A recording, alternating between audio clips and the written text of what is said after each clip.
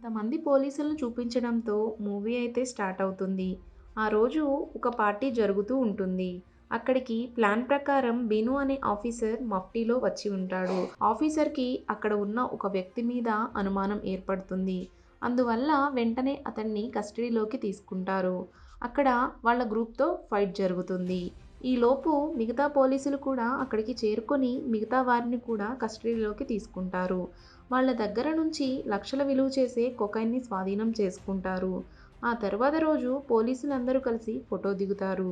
Next సీన్‌లో గ్లానా అనే అమ్మాయిని చూపిస్తారు. ఆమె ఒక లేడీ కానిస్టేబుల్. అదే సమయంలో ఆ స్టేషన్ సీనియర్ పోలీస్ ఆఫీసర్ అక్కడికి వస్తాడు. ఆ పోలీస్ ఆఫీసర్ బీనూని తిడుతుంటాడు. ఎందుకంటే బీను యూనిఫామ్‌తో దిగిన ఫోటోలను సోషల్ మీడియాలో పోస్ట్ చేస్తాడు. పైగా అతను చాలా పెద్ద పోలీస్ ఆఫీసర్. నెక్స్ట్ సీన్‌లో సూజీ అనే ట్రాఫిక్ పోలీస్‌ను చూపిస్తారు. రాత్రి సూజీ అండ్ గ్లానా ఇద్దరూ కలిసి ఒకే స్కూటీ మీద వెళ్తూ ఉంటారు. అది చూస్తుంటే వాళ్ళు చాలా మంచి స్నేహితులనిపిస్తుంది. వీళ్ళిద్దరూ లైఫ్‌ని బాగా ఎంజాయ్ చేస్తారు. వాళ్ళకి సోషల్ మీడియాలో వీడియోస్ పోస్ట్ చేయడం కూడా చాలా ఇంట్రెస్ట్. తర్వాత ఒకరోజు గ్లానా సూజీతో "నువ్వు నాకు ఒక కేస్ విషయంలో హెల్ప్ చేయాలి. కొంతమంది అమ్మాయిల్ని అల్లరి చేస్తున్నారని తెలిసింది.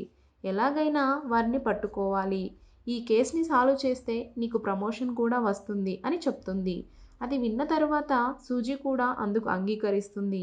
అదే రోజు సూజీ మంచి డ్రెస్ వేసుకొని బస్ స్టేషన్‌లో కూర్చుంటుంది. రోజు గడిచిపోతుంది కానీ సూజీ ఎవరిని పట్టుకోలేకపోతుంది. అయితే రాత్రి శరత్ అనే వ్యక్తి సూజీ దగ్గరికి వచ్చి సిమ్ కార్డ్ రిమూవ్ చేయడానికి పిన్ని అడుగుతాడు. అతని గురించి ఏమీ తెలుసుకోకుండానే విజిల్ వేసి మిగతా పోలీస్ వాళ్ళని పిలిచి శరత్‌ని అరెస్ట్ చేపిస్తుంది. నిజానికి శరత్ అమ్మాయిల్ని వేధించేవాడు కాదు. నెక్స్ట్ సీన్‌లో సూజీ డ్యూటీ చేస్తూ ఉంటుంది. అప్పుడు శరత్ అక్కడికి వచ్చి ఆ అమ్మాయిని చూస్తుంటాడు. సూజీ అతడితో మాట్లాడుతుంటుంది. అప్పుడు శరత్ "నువ్వు నన్ను తప్పుగా అర్థం చేసుకొని నువ్వు నన్ను పోలీసులకి పట్టించావు. నేను తప్పకుండా దానికి బదులు తీర్చుకుంటానని" చెప్తాడు. దానికి సూజీ అతన్ని ఇగ్నోర్ చేసి అక్కడ నుంచి వెళ్ళిపోతుంది. తరువాత శరత్ అతని ఖరీదైన కారులో సూజీ దగ్గరికి వస్తాడు. అతన్ని అలా చూసి సూజీ షాక్ అవుతుంది. ఎందుకంటే సూజీ అతడు అంత డబ్బున్నవాడు అనుకోలేదు. తరువాత రోజు సూజీ మొక్కలకు నీళ్లు పోస్తూ ఉంటుంది. అప్పుడు సీఐ బీను బైక్ మీద వెళ్తూ సూజీకి లైన్ వేస్తాడు. తర్వాత రోజు మళ్ళీ సూజీ డ్యూటీ చేస్తుండగా శరత్ మళ్ళీ వస్తాడు. అయితే ఆ కార్లో నుంచి ఆ సిటీ ఎస్పీ బయటికి వస్తాడు. సూజీ అతనికి సెల్యూట్ కొడుతుంది. సూజీ శరత్‌తో "నా గురించి ఎస్పీకి చెప్పవద్దని" రిక్వెస్ట్ చేస్తుంది. కానీ శరత్ కూడా యాటిట్యూడ్ చూపించి అక్కడ నుంచి వెళ్ళిపోతాడు. సూజీ గ్లానాకి శరత్ గురించి చెప్తుంది. తర్వాత రోజు ఒక పెద్ద పార్టీ జరుగుతూ ఉంటుంది. శరత్ ఖరీదైన కారులో సూట్ వేసుకొని వస్తాడు. అదే పార్టీలో సూజీ డ్యూటీలో ఉంటుంది. శరత్‌ని అలా చూసి ఆశ్చర్యపోతుంది. కొంత సమయం తర్వాత ఇక్కడ ఒక ట్విస్ట్ రివీల్ అవుతుంది. శరత్ ఒక డ్రైవర్. అతను బాగా డబ్బున్న వాళ్ళ కార్స్‌ను నడుపుతుంటాడు. ఆ విషయం తెలియగానే ఇద్దరి మధ్య దూరం తగ్గి దగ్గరవుతారు. మెల్లగా వాళ్ళ మధ్య ప్రేమ పెరుగుతుంది. మెల్లగా వీళ్ళిద్దరూ కలిసి తిరుగుతుంటారు. ఒకరోజు వాళ్ళ కార్‌లో వెళ్తుంటారు. వాళ్ళని బీను అనుమానంగా చూస్తుంటాడు. తరువాత సూజీ సిన్సియర్‌గా డ్యూటీ చేస్తుండడంతో ఆమెను పోలీస్ స్టేషన్‌లోకి డ్యూటీ షిఫ్ట్ చేస్తారు. అప్పుడు ఇంకా ఆమె ఖాకీ డ్రెస్ వేసుకొని డ్యూటీకి వెళ్తుంది. తరువాత ఆమె బాయ్ ఫ్రెండ్‌తో కలిసి ఎక్కడికో వెళ్తుంది. దారిలో ఆమెకి సీనియర్ ఆఫీసర్ ఒక ఖైదీతో కనిపిస్తారు. వాళ్ళు ఒక ఖైదీని కోర్టుకు తీసుకెళ్తుంటాడు. వాళ్ళ సీనియర్ ఆఫీసర్‌కి లిఫ్ట్ ఇస్తుంది కార్‌లో. అక్కడ దిగాక ఆ పోలీస్ ఆఫీసర్ శరత్‌ని ముందే పరిచయం ఉన్న వాడిలా కన్ను ఆర్పకుండా చూస్తుంటాడు. ఆ తర్వాత రోజు సూజీ బర్త్‌డే అవడంతో శరత్ సూజీకి ఒక సర్ప్రైజ్ గిఫ్ట్ ఇవ్వడానికి స్టేషన్ దగ్గరికి వస్తాడు. సూజీకి కాల్ చేసి బయటకు రమ్మని చెప్తాడు. అప్పుడు సూజీ సీనియర్ ఆఫీసర్‌ని పర్మిషన్ అడిగి వెనుక వైపు గేట్ నుంచి బయటకు వెళ్తుంది. తరువాత శరత్ సూజీ పుట్టినరోజుని సెలబ్రేట్ చేసి ఆమెని ఇంటి దగ్గర డ్రాప్ చేస్తాడు. అక్కడ నుంచి వెళ్ళిపోయిన తర్వాత శరత్ చాలాసార్లు సూజీకి కాల్ చేస్తాడు. అయితే ఎన్నిసార్లు చేసినా సూజీ కాల్ లిఫ్ట్ చేయదు. అందువల్ల శరత్ మళ్ళీ సూజీ ఇంటికి వెళ్తాడు. లోపలికి వెళ్ళగానే ఈలోపే మళ్ళీ బయట నుంచి ఎవరో కాలింగ్ బెల్ కొడతారు. శరత్ భయంతో ఒక మూలన దాక్కుంటాడు. అయితే వచ్చింది ఎవరో కాదు, సూజీ సీనియర్ ఆఫీసర్ బీను. అతడు సూజీకి బర్త్‌డే గిఫ్ట్ ఇవ్వడానికి వచ్చి ఉంటాడు. అయితే అతడు సూజీతో తప్పుగా బిహేవ్ చేస్తాడు. మాటలతోనే ఆమెకి ప్రపోజ్ చేస్తాడు. బీను సూజీని తన వైపు తిప్పుకోవాలని అనుకుంటాడు. బీనుకి ముందే పెళ్ళయ్యి విడాకులు తీసుకున్నాడు. ఇదంతా సూజీకి అస్సలు నచ్చదు. అయితే తలుపు చాటున నించున్న శరత్‌కి కూడా ఇదంతా చూస్తూ ఉంటాడు. ఇంకా ఓపిక నశించి శరత్ బీనుకి ఎదురుగా వస్తాడు. ఇద్దరి మధ్య వాదన జరుగుతుంది. తరువాత బీను శరత్‌కి వార్నింగ్ ఇచ్చి అక్కడ నుంచి వెళ్ళిపోతాడు. ఆ తర్వాత రోజు ఉదయం బీను ఇంటికి తన ఇంట్లో పనిచేసే పని మనిషి భాను వస్తుంది. ఆమె ఇంట్లోకి వెళ్ళగానే రక్తపు మరకలు కనిపిస్తాయి. ఆమె ఆ మరకల్ని ఫాలో చేస్తూ రూమ్‌లోకి వెళ్తుంది. అక్కడ బీను రక్తపు మడుగులో చనిపోయి కనిపిస్తాడు.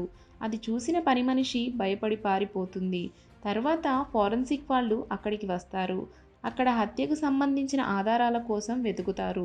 తర్వాత ఈ వార్త ఊరంతా తెలిసిపోతుంది. సూజీ జరిగింది మొత్తం తన ఫ్రెండ్ గ్లానాతో చెప్తుంది. తనకి ఈ పని శరత్ చేశాడేమో అని అనుమానం కలుగుతుంది. అలాగే తను సస్పెండ్ అవుతుందేమో అని భయపడుతుంది. అదే సమయంలో కొత్త సీఐ ఎంట్రీ ఇస్తాడు. అతని పేరు సాల్మాన్. సాల్మాన్ విషయానికి వస్తే అతను పెద్ద పేరు కలిగిన సీనియర్ ఆఫీసర్, మాస్టర్ మైండ్ కలిగిన వ్యక్తి. బీను కేసుని సాల్వ్ చేయడానికి సాల్మాన్ ఇక్కడికి వచ్చాడు. సాల్మాన్ వెంటనే తాను వచ్చిన పనిని స్టార్ట్ చేస్తాడు. ఇన్వెస్టిగేషన్ స్టార్ట్ చేస్తాడు. ఆ సమయంలో సూజీని కొన్ని ప్రశ్నలు వేస్తాడు. ఆమె భయంతో కళ్ళు తిరిగి పడిపోతుంది. అప్పుడు ఆమెని హాస్పిటల్లో జాయిన్ చేస్తారు.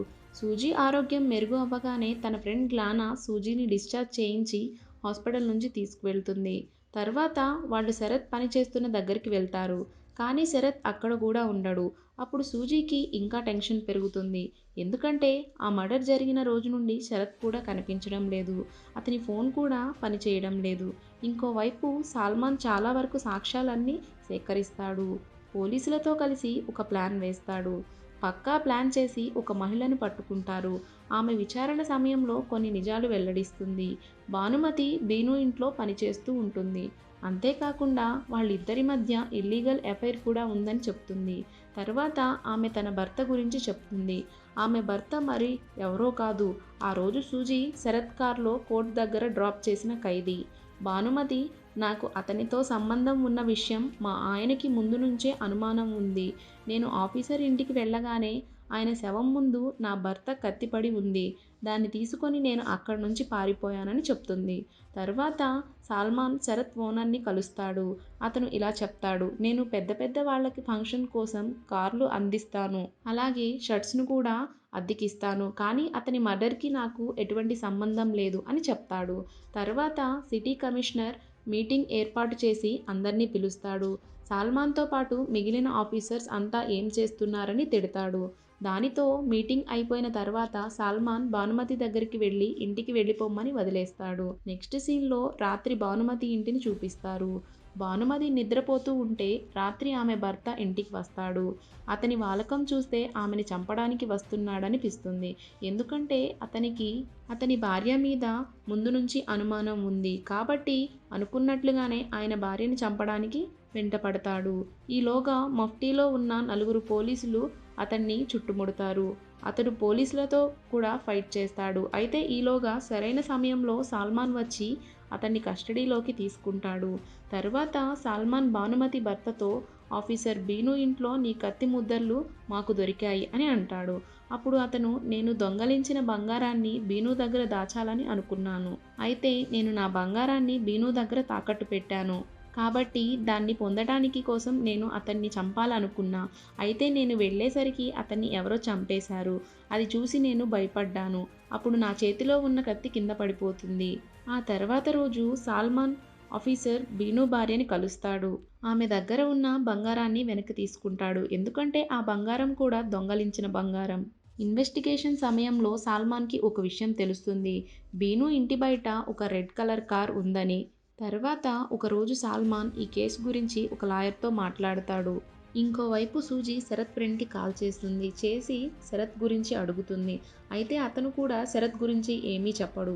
ఆ తర్వాత సూజీని శరత్ ఒక రోడ్డు పక్కన కలుస్తాడు. ఆమె అతని దగ్గరికి వెళ్లి చెంప మీద కొడుతుంది. ఇన్ని రోజులు ఎక్కడికి వెళ్ళిపోయావని సూజీ శరత్ని అడుగుతుంది. అప్పుడు శరత్, ఆ రోజు బీను గొడవ పడినప్పుడు నా డ్రైవింగ్ లైసెన్స్ తీసుకొని వెళ్ళిపోయాడు. అప్పుడు ఎవరో ఒక వ్యక్తి తనకి 10 లక్షల రూపాయలు సప్లై చేయడానికి ఆర్డర్ ఇచ్చాడు.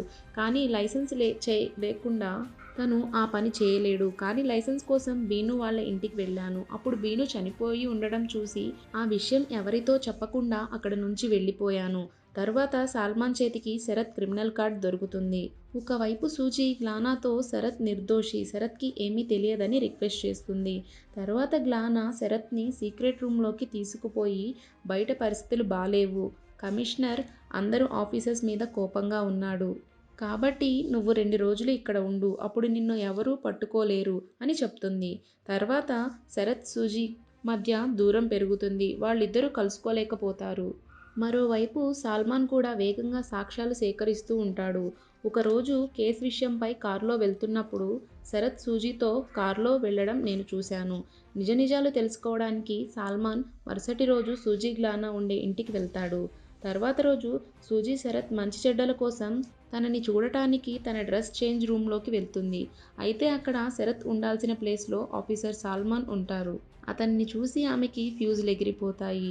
సల్మాన్ ఆమెను కూడా కస్టడీలోకి తీసుకుంటాడు. ఎందుకంటే ఆమె కూడా దొరికిపోయింది. తర్వాత కస్టడీ రూమ్లో ఉన్న శరత్ని చూపిస్తారు. సల్మాన్ శరత్కి ఒక ఎంఎంఎస్ చూపిస్తాడు. అందులో సూజీ డ్రెస్ తీసి డ్యాన్స్ చేస్తూ ఉంటుంది. అప్పుడు సల్మాన్ సూజీని కూడా అనుమానిస్తాడు. ఎందుకంటే అతనికి సూజీ బీనుని షూట్ చేసిందేమో అనిపిస్తుంది. ఎందుకంటే సూజీ గన్ షూట్ చేయడంలో ఎక్స్పర్ట్. అయితే నీకు బీనుకి ఏదో సంబంధం ఉంది అంటాడు. అప్పుడు అతను ఆ కేసుని సంబంధించిన కొన్ని వివరాలు చెప్తాడు. బీను చనిపోయిన సమయంలో ఆయన శరీరంలో హార్మోన్స్ ఎక్కువగా ఇంక్రీజ్ అయి ఉన్నాయి. అంటే ఆ సమయంలో ఆయన ఎవరినో సెక్స్ చేసే మూడ్లో ఉన్నాడు. అంతేకాకుండా సల్మాన్ అక్కడ దొరికిన ఒక ఉంగరాన్ని కూడా చూపిస్తాడు. ఆ ఉంగరం నీదా అని సూజీని అడుగుతాడు. అయితే సూజీ ఏమీ మాట్లాడదు. ఇక్కడ అసలు ట్విస్ట్ బయటపడుతుంది. ఈ రింగ్ మరెవరిదో కాదు, కానిస్టేబుల్ గ్లానాది. ఆఫీసర్ సల్మాన్ ఆమె వేలికి ఉన్న ఉంగరం గుర్తు కూడా చూస్తాడు. ఇక్కడ స్టోరీ గ్లానా వైపుకు తిరుగుతుంది. ఇక్కడ నుంచి గ్లానా తన స్టోరీ చెప్తుంది. నిజానికి బీను విడాకులు తీసుకున్న తర్వాత గ్లానాతో రిలేషన్ పెట్టుకున్నాడు. ఒకరోజు వాళ్ళు శారీరకంగా కలిసి ఉన్నారు. సూజీ అక్కడికి వస్తుంది. అప్పుడు సూజీ డ్రెస్ తీసి డ్యాన్స్ చేస్తూ ఉండగా బీను ఆమె వీడియో షూట్ చేస్తాడు. ఆ తర్వాత గ్లానా ప్రెగ్నెంట్ అవుతుంది. అందువల్ల ఆమె అబోర్షన్ చేపించుకోవాల్సి వస్తుంది.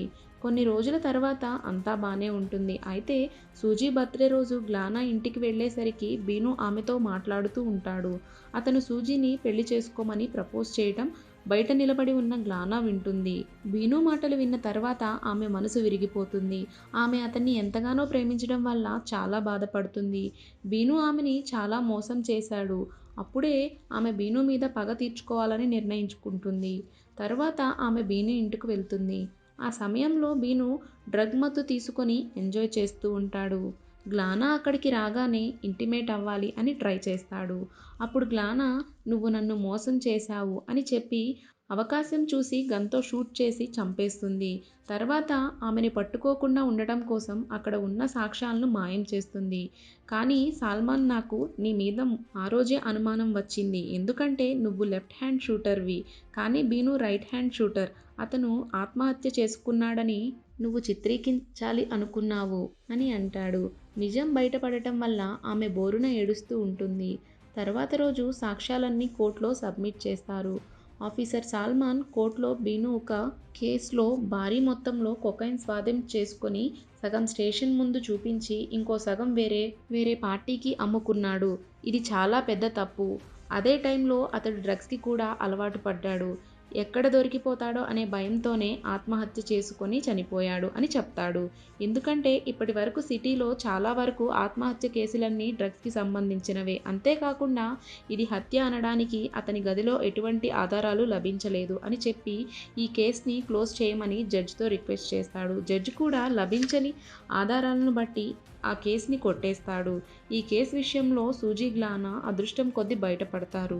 ఎందుకంటే సల్మాన్ కోరుకుంటే ఈ కేసులో వాళ్ళకి శిక్ష పడేలా చేసేవాడు. కానీ అతను అలా చేయలేదు. ఎందుకంటే బీను అంత మంచి మనిషి ఏమీ కాదు. అతనికి ఆ శిక్ష తప్పకుండా పడాలి. కేస్ క్లోజ్ అయిన తర్వాత ముగ్గురు సాల్మాన్ని కలిసి థ్యాంక్స్ చెప్తారు. సాల్మాన్ వాళ్ళని హ్యాపీగా ఉండమని చెప్పి వెళ్ళిపోతాడు. ఇక ఇప్పటినుంచి వాళ్ళ ముగ్గురు జీవితంలో సంతోషం నిండిపోతుంది. ఈ హ్యాపీ మూమెంట్‌తో మూవీ ఎండ్ అయిపోతుంది. Thank you for watching friends.